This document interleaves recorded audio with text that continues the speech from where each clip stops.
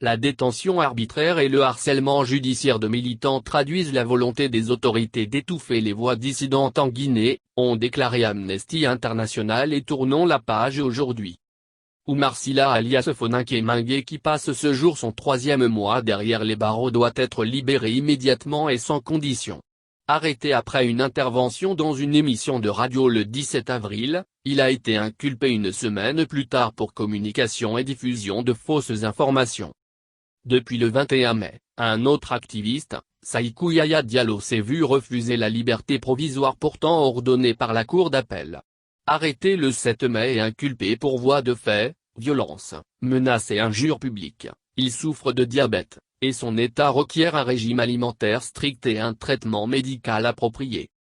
Oumar Silla et toutes les personnes emprisonnées pour avoir simplement exercé leur liberté d'expression, sont les cibles d'une stratégie des autorités visant à étouffer les voix dissidentes, a déclaré Kiné Fatim Diop, chargé de campagne sur l'Afrique de l'Ouest à Amnesty International.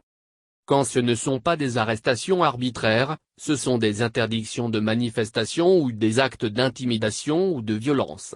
Les autorités doivent impérativement respecter leurs engagements en matière de protection des droits humains.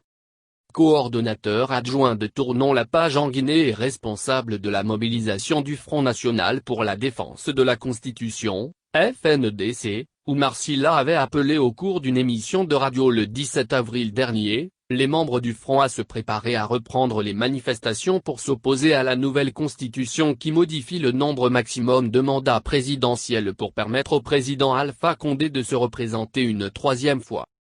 Il avait aussi dénoncé les homicides, les actes de torture, la détention arbitraire et le harcèlement dont ont été victimes des membres du FNDC dans la ville de Zérékoré, dans le sud du pays, lors des élections législatives du 22 mars, et désigné des membres du parti au pouvoir et des autorités locales qu'il jugeait responsables de violations des droits humains. Arrêté le même jour, Oumar Silla a d'abord été détenu à la Direction générale du renseignement intérieur, avant d'être transféré à la Direction centrale de la police judiciaire. Depuis le 28 avril de nouvelles charges de violence et menaces de mort pèsent sur lui. Les 3 demandes de liberté provisoire déposées par ses avocats ont été rejetées.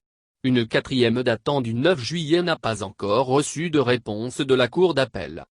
Les autorités s'acharnent contre les activistes pro-démocratie en fabriquant des charges et en alourdissant le processus judiciaire afin de prolonger leur temps de détention. Ces activistes n'auraient pas dû passer un seul jour en prison, a déclaré Ibrahima Diallo, coordinateur de TELP Guinée.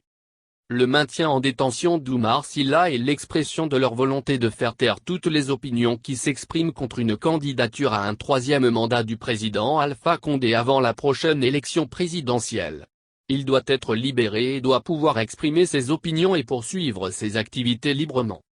Les organisations signataires appellent également les autorités à libérer immédiatement et sans condition Saïkou Yaya Diallo, chargé des questions juridiques du FNDC. La cour d'appel a ordonné sa remise en liberté sous caution et sous contrôle le 21 mai, mais cette ordonnance est maintenant en appel devant la cour de cassation. Transféré à la prison de Conakry, Saïkou Yaya Diallo est diabétique et suit un traitement médical. À la date du 5 juin, les autorités guinéennes avaient officiellement confirmé 68 cas de Covid-19 et 3 décès à la prison de Conakry. Alors que la Covid-19 est toujours présent en Guinée, les personnes en détention doivent être protégées contre le risque de contamination et doivent avoir accès à des soins adéquats, a déclaré Kiné Fatim Diop.